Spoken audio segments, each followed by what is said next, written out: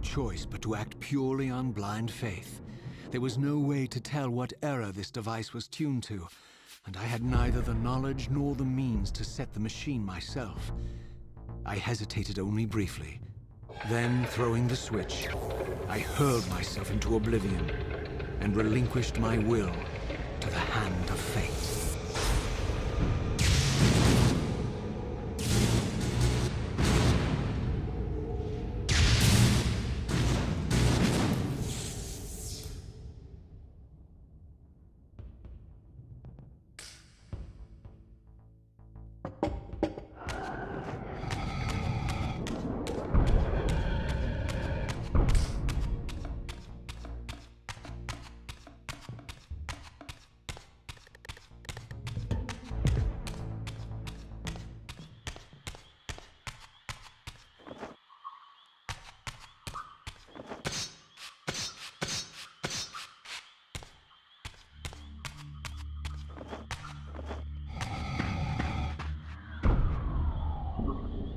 Beyond all hope and against all probability, it seemed that the device had unerringly delivered me to the era I sought. For these were Sarafan banners, and these vampires apparently the victims of their crusade. The coincidence seemed too convenient to naively ascribe to fate. But whether my opportune arrival had been orchestrated by Mobius or some other influence, I didn't know. If Janos Ordrin still lived, I would find him. But I was wary of further deception and resolved to tread carefully.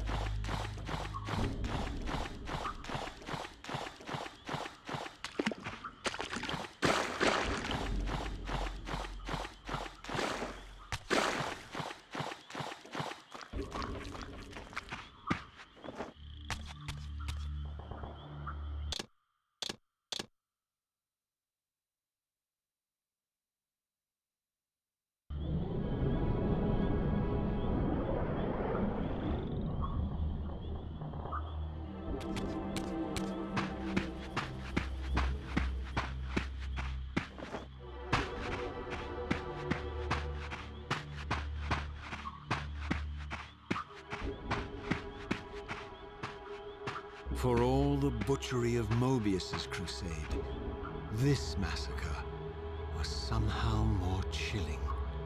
The killing fields of the Sarafan betrayed a kind of orderly ruthlessness, the cold-blooded righteousness of the true believer.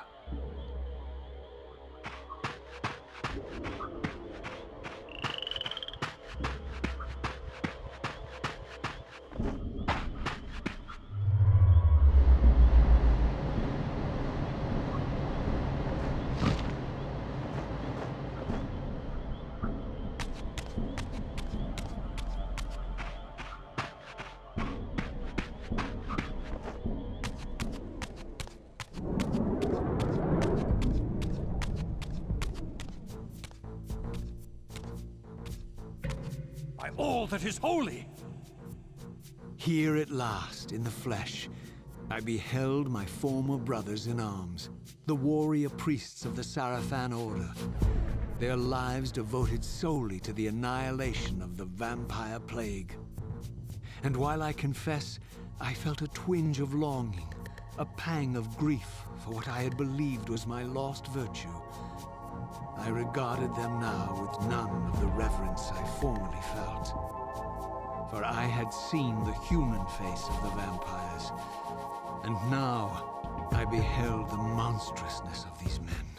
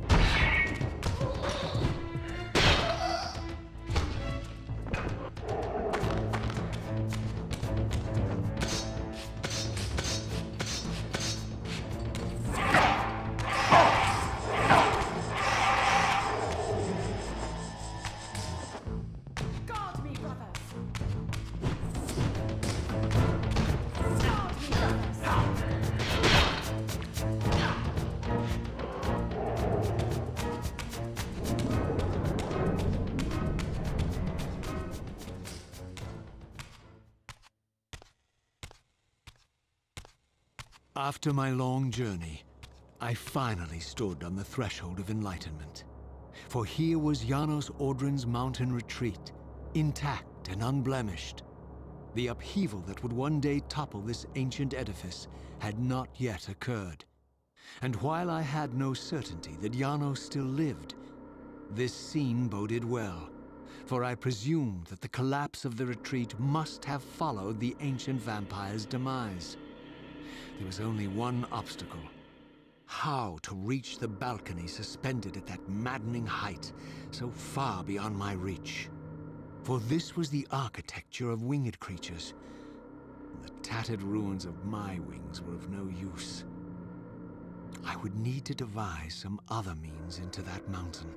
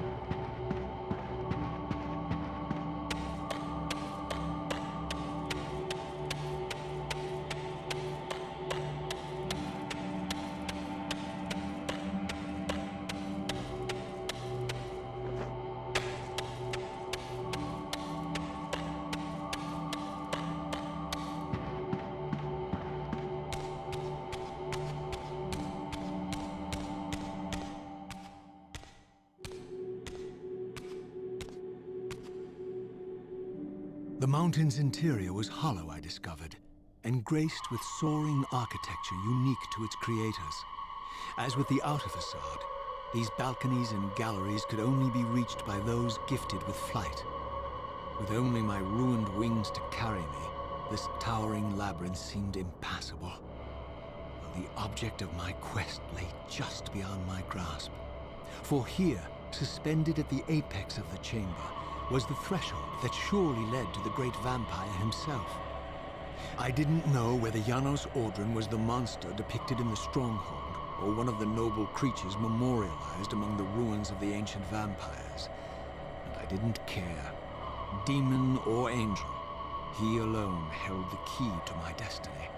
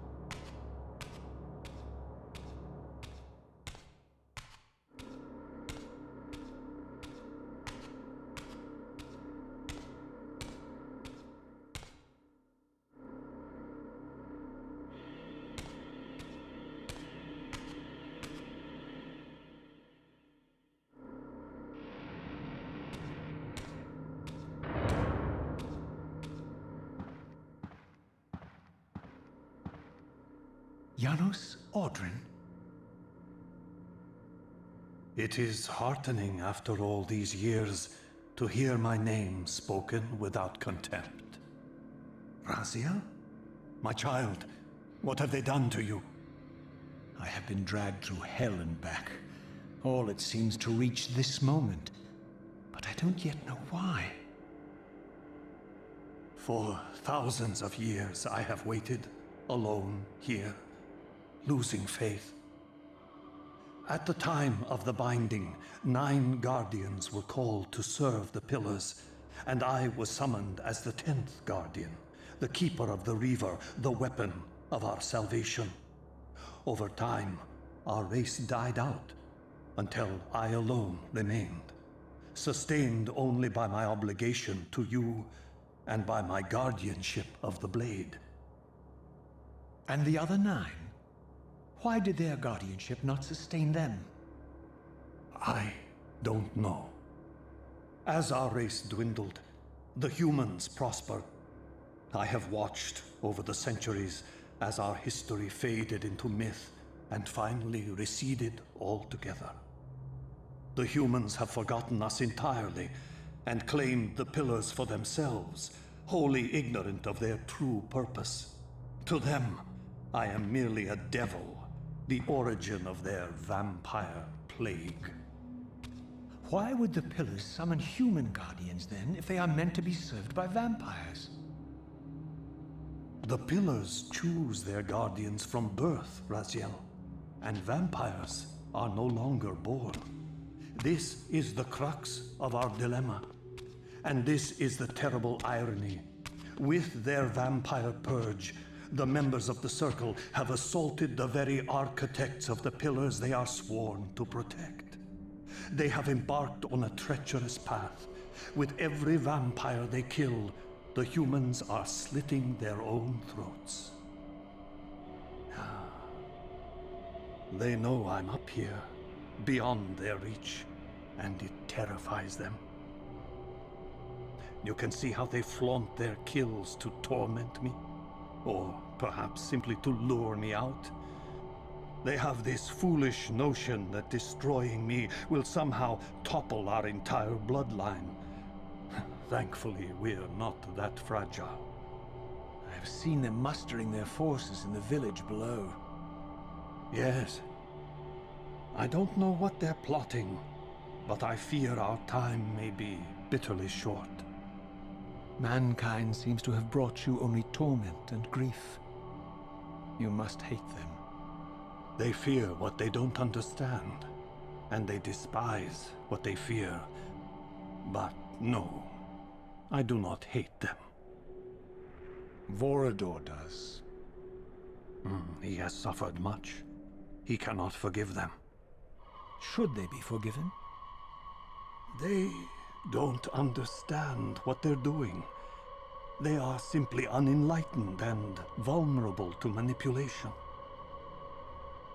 So, it's all true then. What Kain and Vorador have told me. I really am some kind of unholy vampire messiah. Unholy? No. Messiah, perhaps. I don't like that word.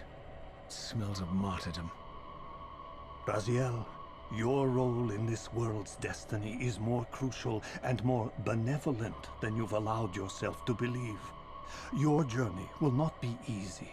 Dark powers are allied against you. But I think you already know this. You appear to have been cruelly tested. The binding must be secured, Raziel. The pillars are the lock. And the Reaver is the key. Yes. The Reaver is here. Why do I feel nothing? The most formidable weapon ever forged by our swordsmiths. They infused the blade with vampiric energy, empowering the Reaver to drain our enemies of their precious lifeblood. As Janos presented the blade, an inexplicable sense of dread crept over me, more palpable than anything I'd felt before. I was at once horribly repelled by the sword, and yet irresistibly compelled to touch it, to take it up. Please, take it away from me.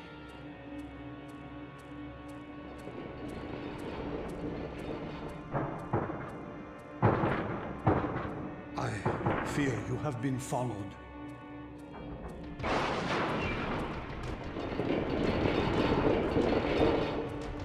You must save yourself, Raziel.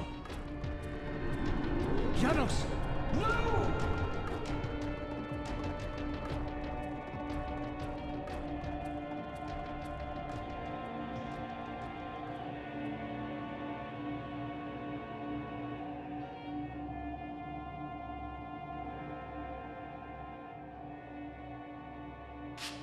My surroundings whirled sickeningly, and I found myself transported safely away from the ambush to an adjacent chamber. Janos had delivered me from the Sarafan, selflessly forfeiting his own safety to preserve my life.